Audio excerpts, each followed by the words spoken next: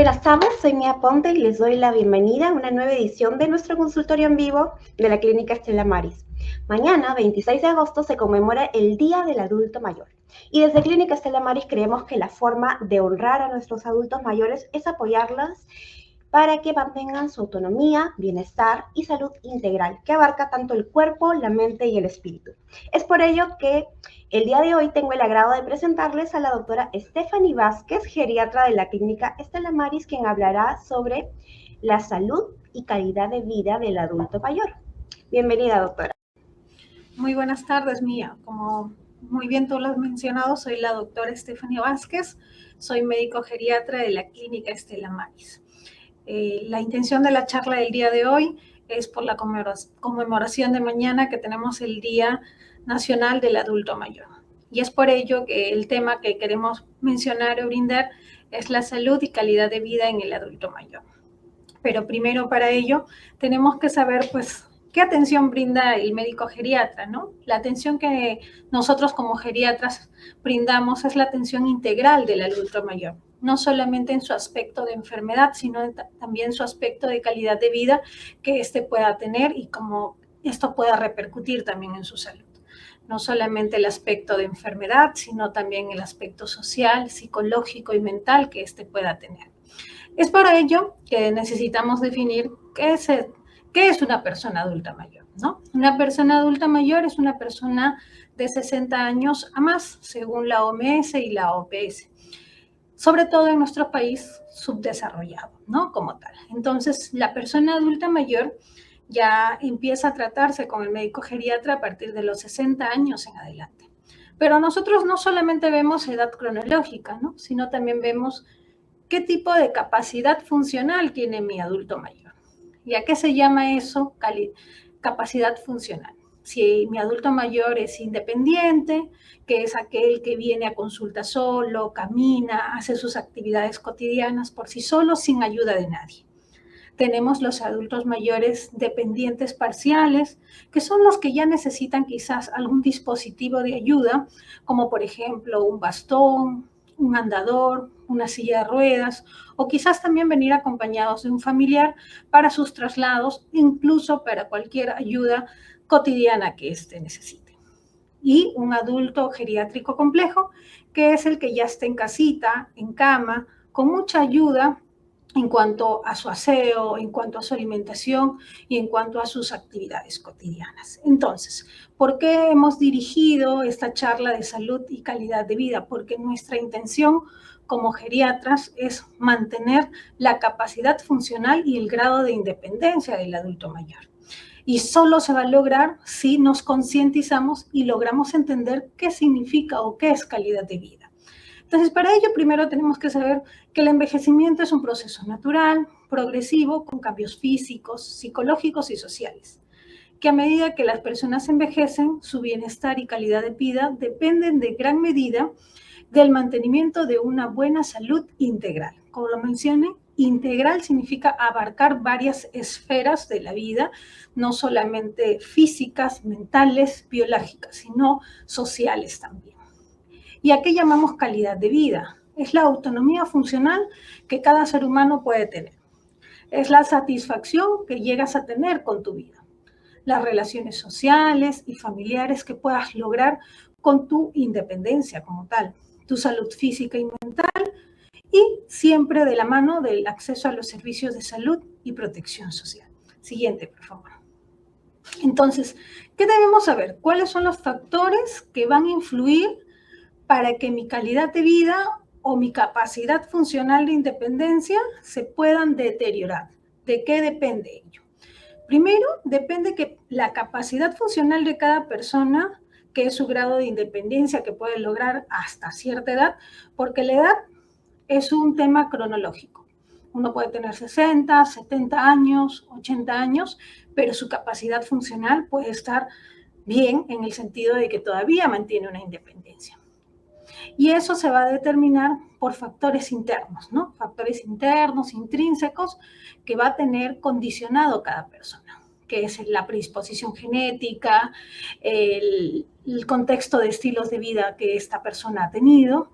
Y bueno, y aquí va a ir influyendo estos factores, como por ejemplo, las enfermedades crónicas que cada persona ya está predispuesta a tener, como la hipertensión, diabetes, artritis, enfermedades cardíacas, los cambios cognitivos o mentales que ya empiezan a presentarse a cierta edad de la vida, como pérdida de la memoria, deterioro cognitivo leve o ya llegar a una fase más avanzada, que es la demencia. El aislamiento social que puede haber dado inicio desde una ansiedad o una depresión. La movilidad reducida que afecta la independencia y aumenta el riesgo de caídas y como consecuencia conlleva la discapacidad del adulto. La discapacidad disminuye la capacidad funcional de lo que el paciente era independiente, puede llegar a ser un dependiente parcial o un paciente ya en cama postrado, ¿no? Que es geriátrico complejo. Y los factores económicos como las menciones insuficientes o la falta de acceso de salud a los servicios de salud como tal. Entonces, todo este contexto conlleva a cómo la salud del paciente adulto mayor puede ser buena o puede ir deteriorando. No solamente las enfermedades que presentamos, no solamente los riesgos externos que podamos presentar, sino también el contexto donde vivimos, ¿no? Los servicios de salud donde tenemos acceso o no lo tenemos. De que también depende del tema económico, ¿no? Que las pensiones o el contexto familiar que pudieran tener o no tener ayuda de hijos o familiares cercanos, ¿no? Siguiente, por favor. Entonces, ¿cómo nosotros logramos mejorar esa calidad de vida? Dentro de ello está la promoción de estilos de vida saludable. Cuando nosotros hablamos de promoción, significa conocimiento, educación, evitar que nos suceda un deterioro de la capacidad funcional, de nuestro grado de independencia. A eso se llama promoción, antes de que sucedan las cosas. Entonces, para que nosotros tengamos una mejora en esta calidad de vida, tenemos que tener conocimiento. Y para eso son dedicadas estas charlas, para brindarles esos conocimientos y mejorar su calidad. Entonces, dentro de ello está la alimentación equilibrada. Un adulto mayor, lo que tenemos que tener en cuenta es no solamente la cantidad de comida, sino la calidad de alimentos que recibimos, pero también por dónde ingresan los alimentos. Ingresan desde el tema de la dentadura, el tipo de boca, ¿no?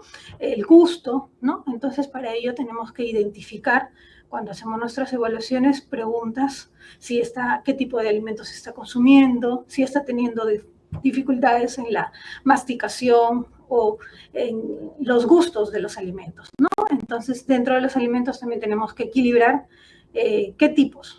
Dentro de ellos las frutas, las verduras y principalmente las proteínas, que son las que nos van a ayudar a mantener un buen estado nutricional y una buena masa muscular, ¿no? Y dentro de esas proteínas que podemos implementar dentro de nuestra alimentación son las carnes blancas, el pollo, el pescado, también dentro de ello el huevo, el queso, la leche, que son proteínas que nos van a ayudar a mantenernos funcionalmente.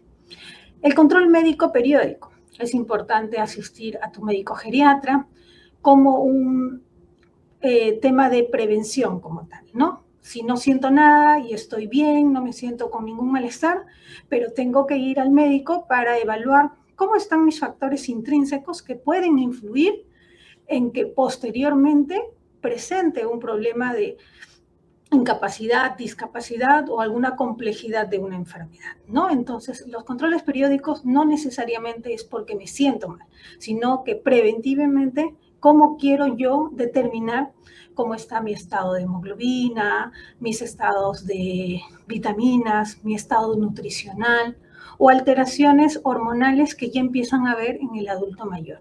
Y eso solamente lo vamos a poder identificar cuando asistamos a la consulta, porque vamos a identificar según el interrogatorio que realicemos a algún paciente de forma individualizada, se va a ir descartando varios factores que puedan influir. El ejercicio físico regular. La actividad física nos va a ayudar a mantener la movilidad de las articulaciones, a mantener esos músculos fuertes y evitar dolores crónicos como tal, siempre y cuando determinemos y identifiquemos qué tipo de adulto mayor tengo. Y el buen manejo del estrés, que es importante porque eso influye en la alteración hormonal del organismo y también estados de salud previos que pudieran estar influyendo, ¿no? Y en este contexto, no solamente es determinar cuál es el estado de salud del paciente, sino determinar el contexto social en el que él se relaciona o el contexto familiar en el que se encuentra. Siguiente, por favor. Entonces, también tenemos que tener en cuenta el apoyo psicosocial. Y dentro de esto está la estimulación cognitiva, ¿no? La estimulación cognitiva significan actividades en donde yo pueda dar a mi cerebro actividades, indicaciones, donde pudiera estimular constantemente, ¿no? Que en estos casos tenemos ejercicios como mandalas, pupiletras, crucigramas, juegos de mesa, que pudieran ayudar a reactivar la mente a una indicación, a una orden y ejecutarla como tal, ¿no? Participación en actividades sociales, las actividades de integración es importante, tanto familiar como comunitaria, y hacer actividades nuevas que nunca hemos realizado, como por ejemplo vemos ahí en la imagen, personas adultas mayores que están aprendiendo a cómo usar una computadora, a cómo usar algún teclado o a utilizar algún programa como tal, ¿no? Usualmente pudiera generar esto un mayor estrés en el paciente, ¿no?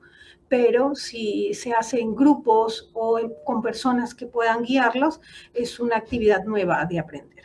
Siguiente, por favor. Acceso a los servicios de salud. Dentro de ello está la atención geriátrica integral, que es lo que mi especialidad brinda, ¿no? Una atención global, donde determina no solamente el estado biológico, que es el estado de salud del paciente, sino también determinamos el estado mental, psicológico y social en el que el paciente se desenvuelve y en el que vive. Dentro de ello, la identificación de síndromes geriátricos que pudiera estar iniciando en presentar, o que quizás ni siquiera se ha dado cuenta, o también a veces mucho asumimos que por la edad estamos presentando tal o cual malestar. Entonces, cuando identificamos problemas como, por ejemplo, caídas, problemas de desequilibrio, problemas de la caminata, nuestra fortaleza también es el servicio de rehabilitación, ¿no? En el cual enviamos para que fortalezcan o identifiquemos qué músculos o qué articulaciones o qué actividades están condicionando mayor dolor y mayor inmovilidad en el paciente.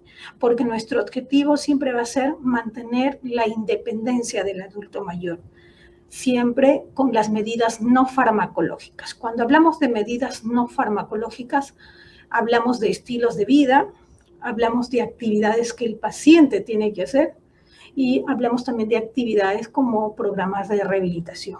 Ya posteriormente, si realizado todas estas actividades, ya iniciamos con los tratamientos farmacológicos que pudieran ayudar a los buenos hábitos que tenemos que implementar. Y la accesibilidad a los medicamentos, ¿no? En dependencia del que así lo requiera. El siguiente, por favor. El entorno adaptado y seguro. Entonces, ¿qué es importante y qué es lo que sí sucede ya en las instituciones, ¿no? Ya está reglamentado que debe existir como tal espacios libres de barreras físicas, viviendas accesibles y adaptadas a las necesidades, porque esto va a conllevar y va a lograr que el paciente que ya tiene un grado de dependencia o su capacidad funcional ya está deteriorada, con los dispositivos de ayuda que ahora se pueden agenciar como bastón, andador, silla de ruedas, puedan ser funcionales en cualquier lugar que este paciente pueda acudir, ¿no? Porque si no existieran estos lugares donde hay rampas, donde hay sujetadores para cuando van al baño, pudieran ocasionar o mayor lesión en el paciente o limitación de ir a esos lugares. Entonces es por ello que muchos ambientes ya están adaptados para personas que ya están teniendo algún deterioro de su capacidad. Siguiente, por favor. Entonces, para lograr una calidad de vida adecuada y para lograr una salud mejor, Y para lograr un grado de independencia lo más largo posible, tenemos que tener un envejecimiento activo. ¿Y a qué se le llama un envejecimiento activo? Es el envejecimiento con calidad. Son envejecimientos con procesos de calidad en el sentido de mejorar estilos de vida, hábitos, ¿no? En el cual el paciente se tiene que involucrar para mejorar su salud. Habitualmente encontramos pacientes de 60, 70, 80 años con muy malos hábitos alimenticios, con muy malos hábitos de actividad física, que lamentablemente han conllevado al deterioro de su funcionalidad o a que las enfermedades crónicas que estaban predispuestos a presentar ya tengan complicaciones. Es aquí donde nosotros enfocamos mucho que antes de que se presenten estas complicaciones es importante llevar un estilo de vida saludable. Dentro de ello están las actividades cognitivas, que es la estimulación mental. ¿Estas en qué nos ayudan? A mantener la memoria, la concentración y las funciones cerebrales, como los juegos de mesa, en el cual podemos invitar a nuestras amistades o incluso con la misma familia que mejoran las relaciones interpersonales, ¿no? Jugar un ajedrez, un rompecabezas o las cartas. Otra actividad que pudieran hacer es la lectura de libros, periódicos o revistas según el gusto de cada persona.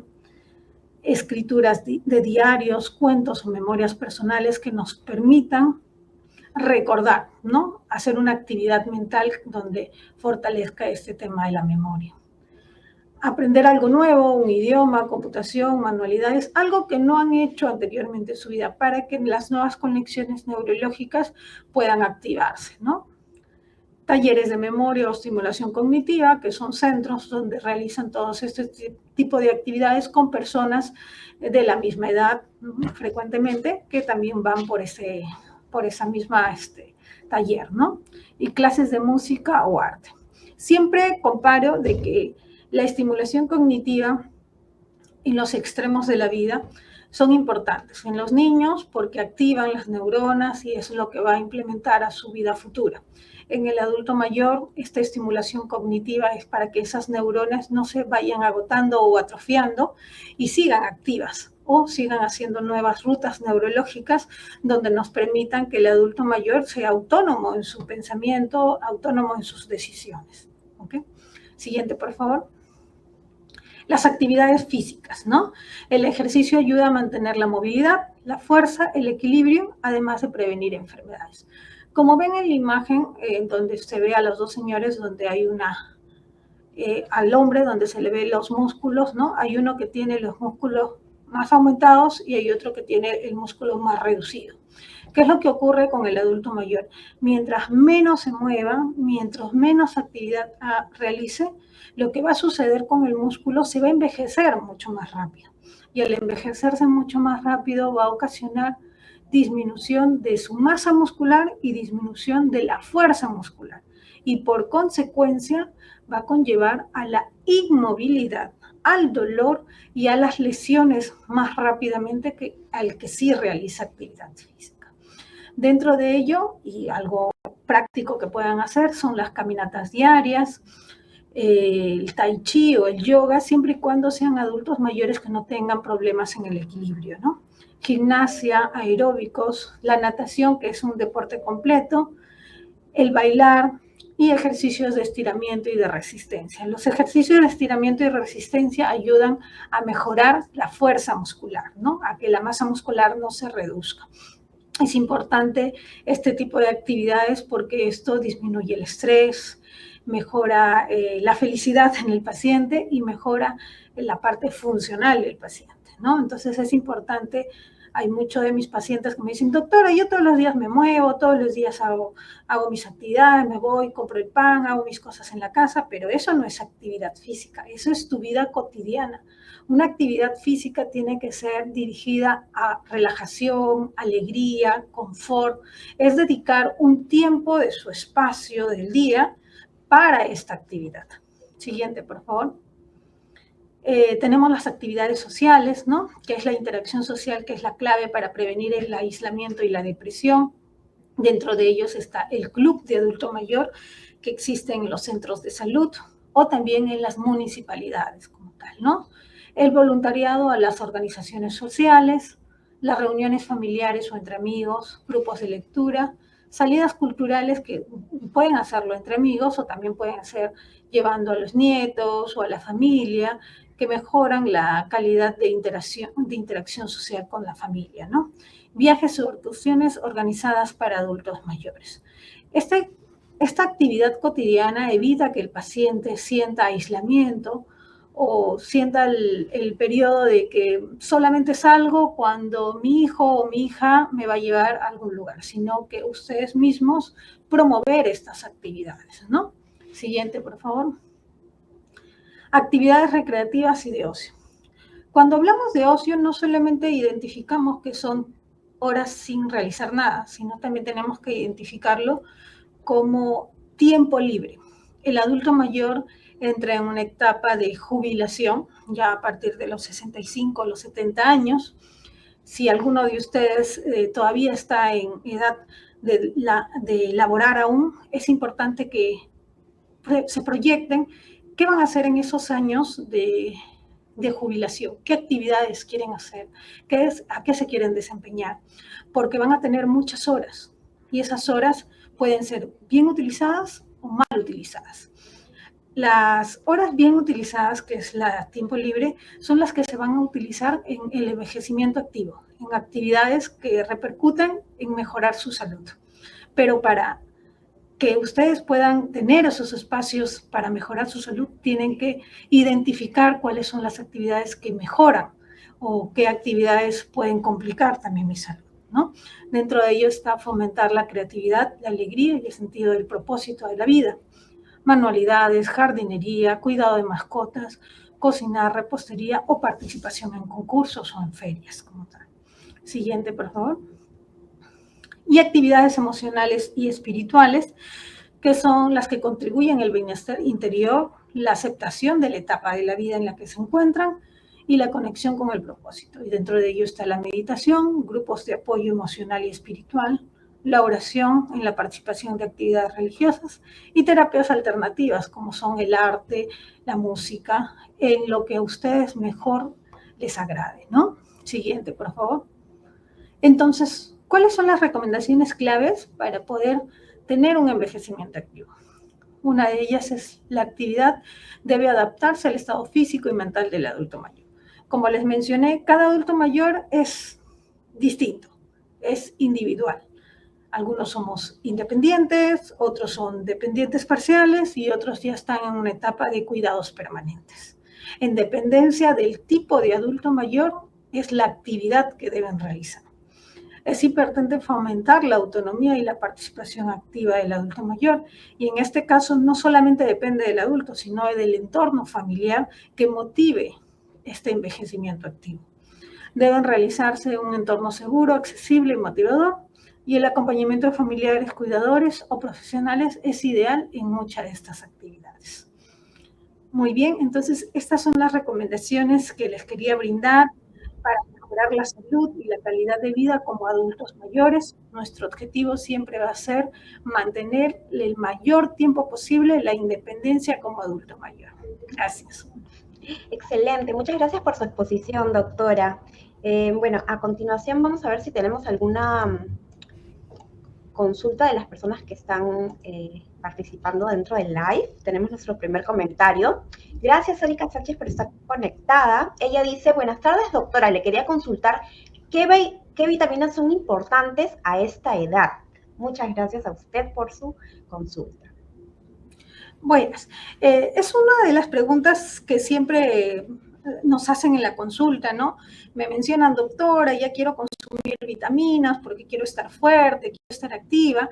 Y lo que yo siempre les comento es que la atención médica en un adulto mayor nos permite a nosotros no solamente decir tal o cual vitamina tienes que comprar, sino identificar cuáles son las vitaminas que están deficientes en nuestro organismo. Para eso existen exámenes de laboratorio que nos permiten identificar si el dosaje de las vitaminas como tal están en un rango muy inferior, o están en un rango medio o están en un rango normal. Si están en un rango muy inferior, el objetivo va a ser suplementar, pero también identificar por qué las tienes bajas.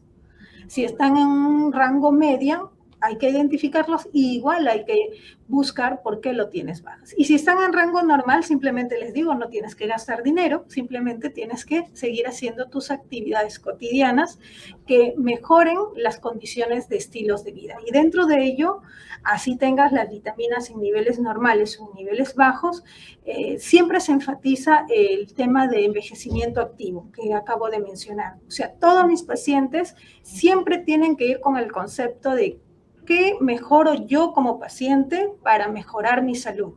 No qué pastilla me da la doctora para sentirme mejor.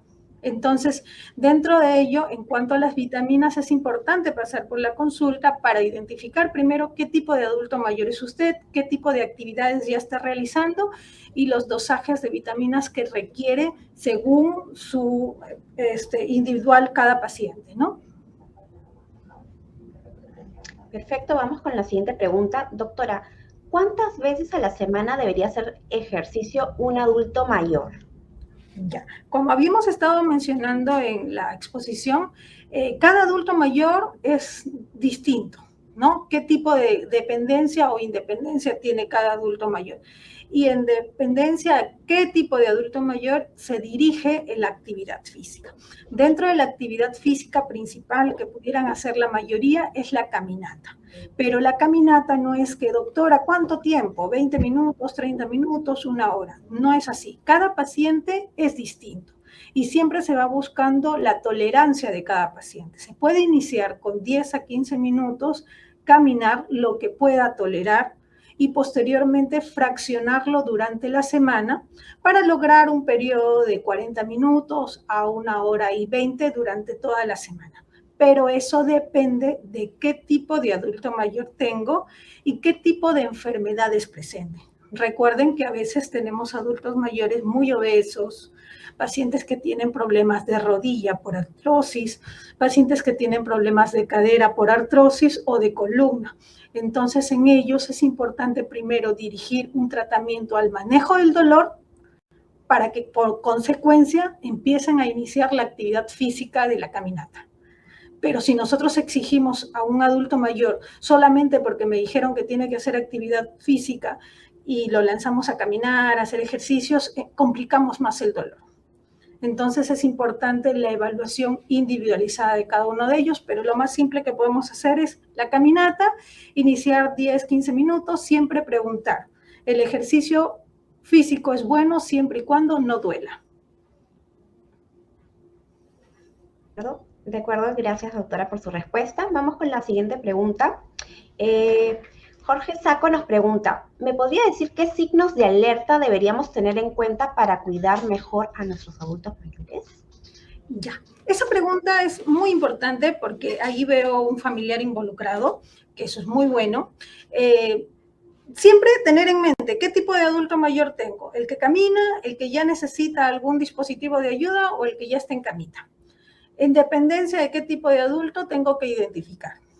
En el que camina, por ejemplo, si ya estoy viendo que tiene desequilibrio, riesgo de caerse, o en las noches se levanta mucho a orinar, y estoy viendo que en ocasiones se puede resbalar, o por lo que está oscuro la habitación, riesgo de caídas, ¿no?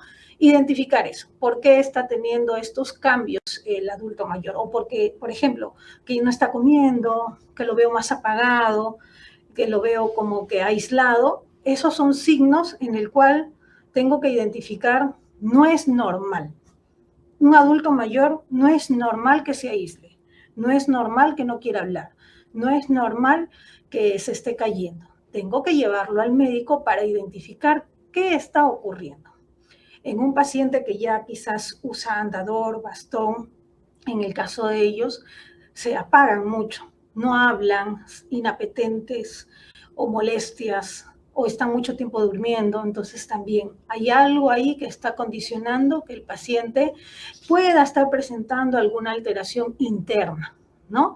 Y en el paciente, bueno, de que ya está en camita, en él es muy importante la alimentación que le brindamos, la movilidad que le damos para evitar las lesiones por presión que comúnmente son llamadas las escaras, ¿no? Entonces, también la movilidad que le damos al cuerpo porque se pone muy rígido, ¿no? Entonces, son factores de que tenemos que ir identificando y que tenemos que dejar de lado el término de viejismo. Le sucede esto porque está viejito, le sucede esto porque es la edad. No.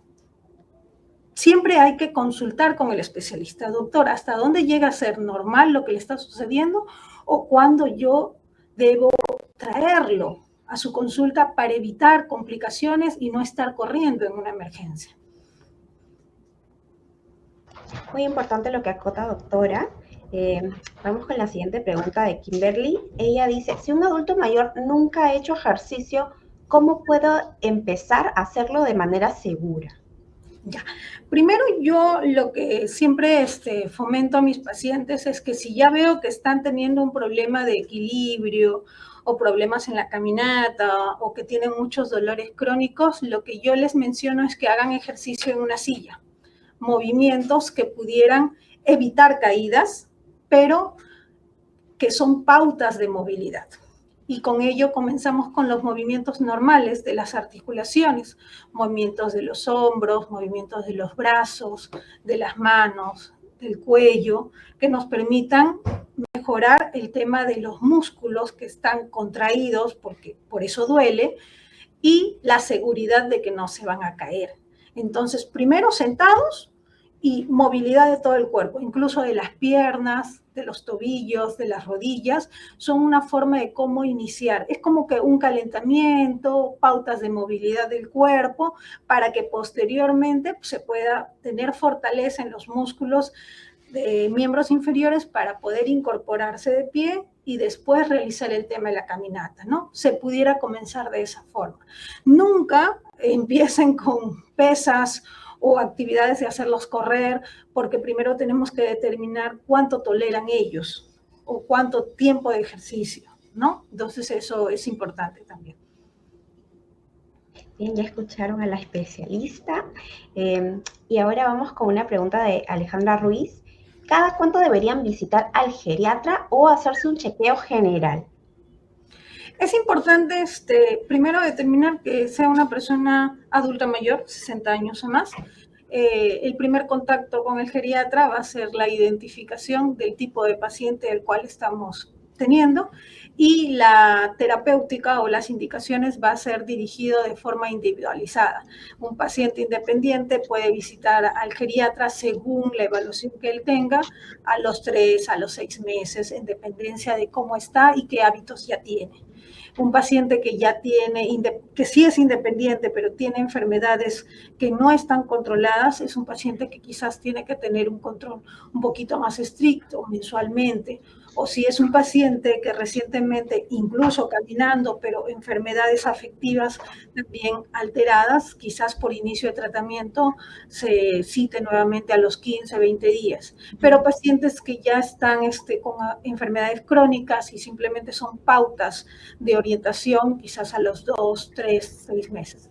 Cada paciente es independiente, individualizado, porque cada uno tiene ciertos rangos, ciertas patologías. No solamente estamos hablando de enfermedad, ¿ok? Estamos hablando del estado mental del paciente, del estado afectivo y del entorno en el que vive. Hay muchos pacientes que con su jubilación pueden venir a su consulta porque tienen la capacidad económica de venir, pero tienen un estado afectivo bajo en el cual la familia no está involucrada en ello. Entonces son factores que van a intervenir. Por eso es que nuestra atención siempre va enfocada de forma integral, ¿no? Yo no veo paciente adulto mayor hipertenso, no veo paciente adulto mayor diabético, paciente adulto mayor renal. Veo al adulto mayor como persona con sus enfermedades, con sus temas mentales, con sus temas afectivos. Qué bien, doctora. Siempre importante la salud integral del paciente, velar por ella. Y es momento de dar por finalizada la transmisión de hoy. Le agradecemos, doctora Vázquez, por acompañarnos. Ha sido muy interesante su exposición. Gracias. ¿Listo? ¿También puede invitarlos a su consulta, doctora? Claro, como ya les mencioné, soy médico geriatra, somos un grupo de geriatras en la clínica que estamos a disposición de todos ustedes para sus atenciones como tal, de forma integral, como les mencioné. Tenemos atenciones todos los días de la semana para sus horarios que puedan determinar y con mucho gusto los esperamos en la consulta. Claro que sí. Muchas gracias, doctora. Que tenga buenas tardes. Muy bien, y les recordamos que pueden agendar sus citas en cualquiera de nuestras más de 40 especialidades médicas a través de la página web que aparece en pantalla. Y gracias por conectarse y hasta una próxima edición. Bye, bye.